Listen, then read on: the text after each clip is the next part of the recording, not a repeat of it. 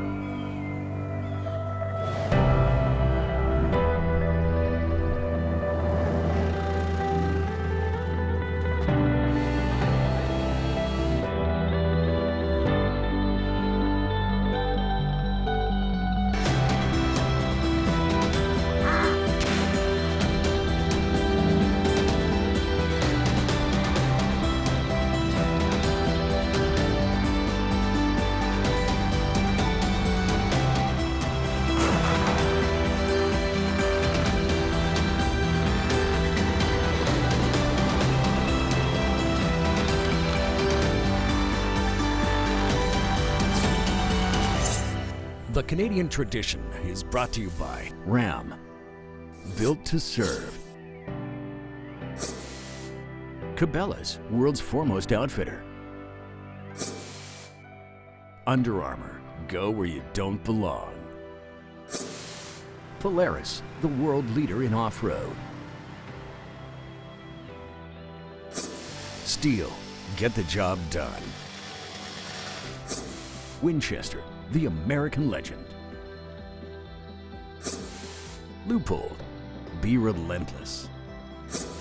Toyo Tires, driven to perform. Lund Boats, the ultimate fishing experience. WeatherTech, nothing protects like WeatherTech. And by Ducks Unlimited Canada, our wetlands, our future.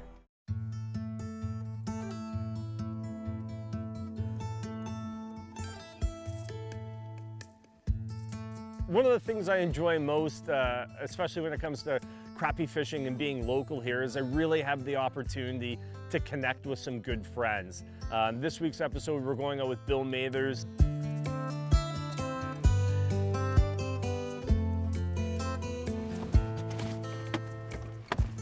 We are there.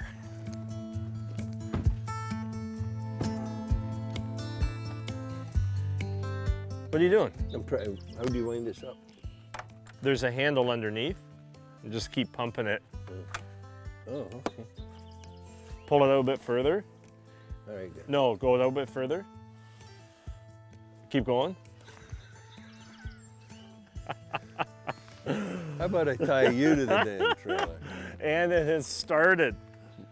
I've known Bill since I've been, just a wee little guy, and always viewed Bill as the great white hunter, the great white fisherman, because he always had these fantastic tales. I guided on these lakes 25, 30 years.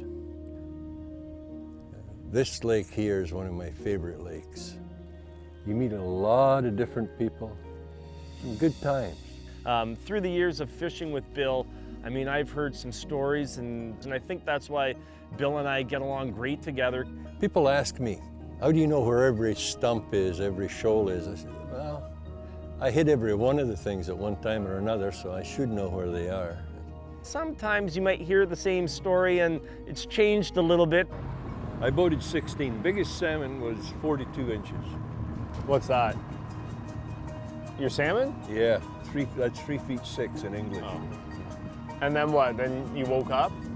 No, it's good fish, man. But you know what? That's the great thing about telling some old tales with the good friends, is that you've always got ears that are willing to hear what you have to say.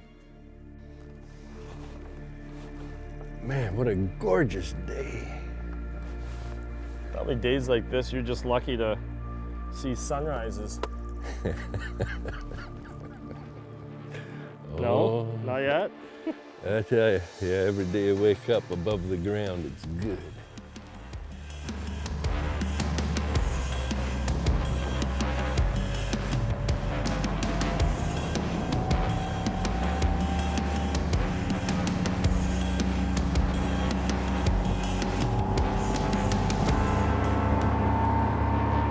put the plug in? I think so. We'll find out in a minute. Well, every year, the spring weather brings this lake and it really unlocks it, and you're opening up a trunk that's really filled with gold. I mean, when it comes to crappie fishing, this is a fish that is really easy to catch once you can target them. And you're gonna need a few basic things. A great light action rod that's really sensitive is gonna help you a lot. These fish have paper thin mouths. Light line, you can really scale that down to 4 to 6 pounds will work out great. And a simple 1/4-inch jig. Now you can tip that with Berkeley Gulp, Berkeley Power Baits, any type of soft plastic. You can even add on a few live minnows. But I mean, it's a real inexpensive setup to get you into some fantastic fishing action. Do you remember the days when you used to canoe on days like this? To get to your fishing spot? Motors are a wonderful thing. Oh, aren't they now? Like, I always wonder what those black things were.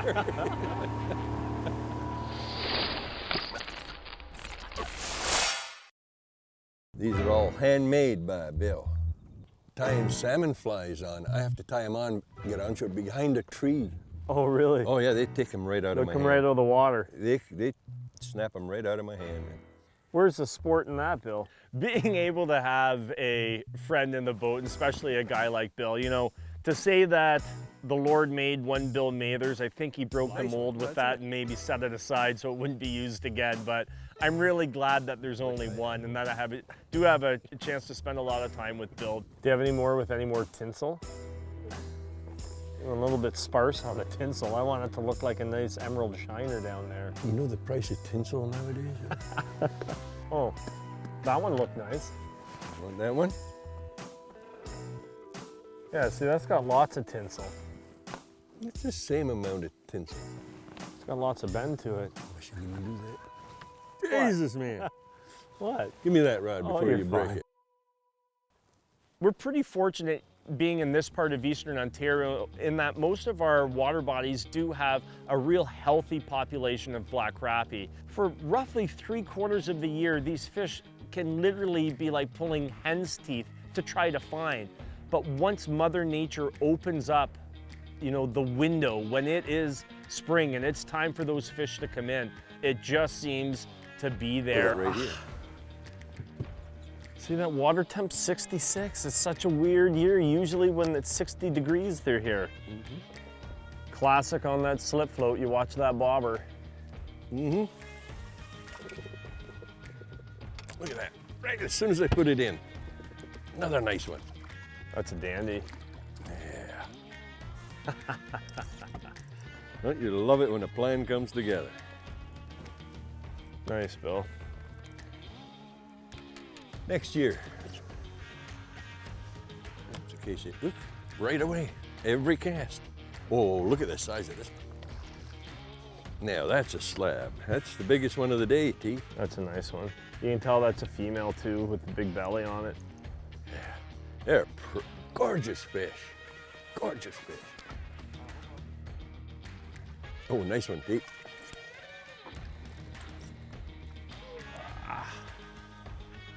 Classic too, right in the top of their mouth. You'll notice sometimes when you're fishing with a slip float, that float won't necessarily go down. It'll just roll on its side. So these guys like to feed up, so when they come up and grab that minnow or that little tiny jig, it just takes the pressure off that line. Your float will just sit to the side. Oh, You lost your bobber, bud. lost, yeah, it was a pike. Yeah. Pike, pike, pike. Got him? That's pretty fish. Yeah. We'll let him go. We can make other little crappies. Come on, buddy. You notice I don't kiss a fish either. Yeah. I can never understand those idiots that kiss fish. My God. Let's live a sheltered life. Ow. Sorry, dude. Get my lawyer on the phone. Today I was using a float bobber, and that way I can adjust the depth of my line. One time I was catching crappie after crappie at 10 feet, and there was nothing at 8. There was nothing at 12. And once you find that zone and key right into it, you're going to have a successful day crappie fishing. You only go in about 1/4 of an inch, and the hook, it's straight. If that minnow was cranked up like this, then all that does is puts a twist in your line every time you crank it in. It's only, same with a worm. Oh yeah, go over my line, yeah, yeah. Now let's talk about riparian rights. There's one too. I'll get out of your way. Sorry, Bill. That's okay. I did not mean to go over you. Yes, you did. When it comes to catch and release or catch and keep, I think there's a big responsibility that all anglers have to consider. I absolutely love the thought of living off the land, but with that there does come a big sense of responsibility on which fish to keep, which fish to put back. Yes, they might be the biggest crappie that you've caught. Take a picture and put them back. That's really going to help the fish population. It's a male. It's dark colors, the bottom of the gills and on the belly there. It's a good indicator it's a male fish. Pretty little guy. Go make some babies. What have we got? Whoa, yeah, it is. That is a nice fish. That's almost as big as the one I got. What an awesome day to come out here, flat calm, not a breath of wind, and I mean, we've boated probably 25 of these guys already. That's fabulous, isn't it? I think I'm up to 73. Oh yeah. I haven't even got a look at him yet. Don't break him off, Bill. Don't break him off. Why do they always go under the damn boat? He's in the weeds. Oh, Look at the dude. size of him. That's not bad, man. I gotta hold him.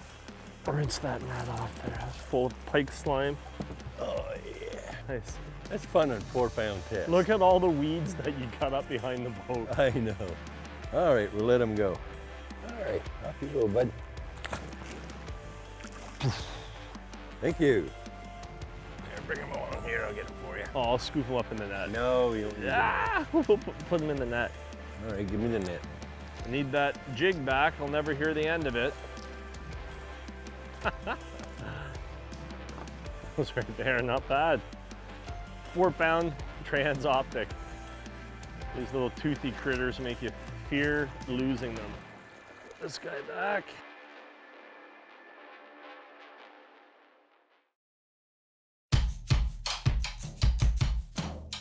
Where did you catch that one? Where did you catch that one? Oh. Let's bounce it off the boat. Nice. Oh, nice. Beauty fish. As that season progresses, start to finish, and it takes a few years to really put a pattern together, I'm gonna have a similar idea on where those fish are gonna be. First thing you wanna do is check water temperatures. These fish are very sensitive to changing water temps, and with that, they're gonna hold off a different structure. And then I always seem to find myself focusing on deep weed humps. Structure out in the middle of nowhere, so it's gonna be home to a certain population of fish. Geez, when you talk about a mid-lake hump and the variety of species that's here, everything keys into structure. I've already caught the biggest pike and biggest crappie today. Oh, no, no, no, no. I got a crappie in there that would eat that pike, man. They say 10% of the water holds 90% of the fish, and that's holding true today. Yeah, oh, for sure. Beauty.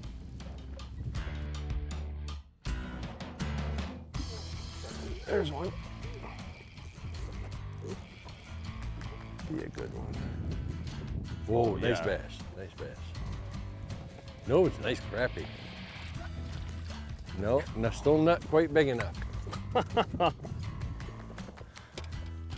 Big slab. Oh no, Bill, I'm gonna let her go.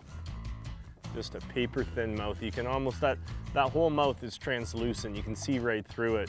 So that goes to show you get a soft action rod, one that's gonna allow you to absorb that hook set so you don't rip that hook right out of that fish's mouth. And you'll put these big slabs right in the boat. Awesome fish.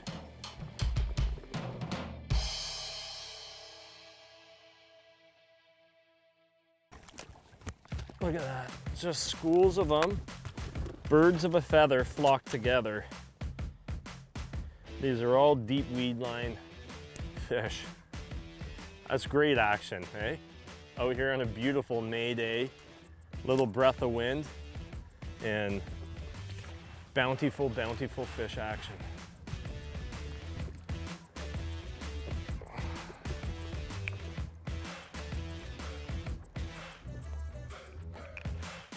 You know, try my side of the boat again?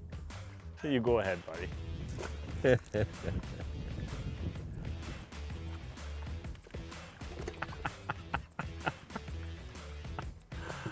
Oh, when you're on, you're on. Make me lose this one. Oh, Bill. Oh, this is. Oh, no, Bill. no, don't put around with this one, man. Bill. Get him in the net. Get him in the net, Bill. Oh. I can't get the net. I can't get the net. Oh, we're gonna lose him. Oh, Bill. Biggest one of the day. What, that guy? Yes. I don't think so, Bill. Just throw him back. Nice slab, Bill. Thank you. Very nice. Gorgeous. Even a blind squirrel can find a nut now or again, Bill. Whoa. The water in that live well just came up a foot.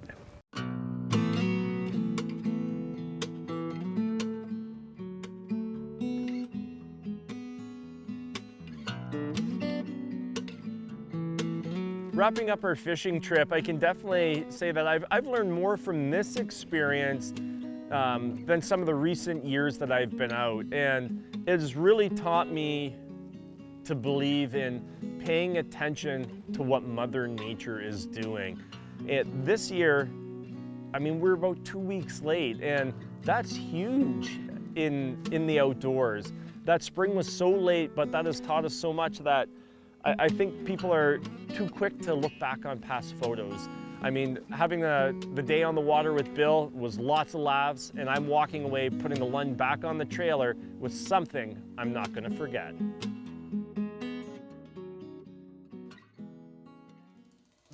The Canadian tradition has been brought to you by Ram, built to serve. Cabela's, world's foremost outfitter. Under Armour, go where you don't belong.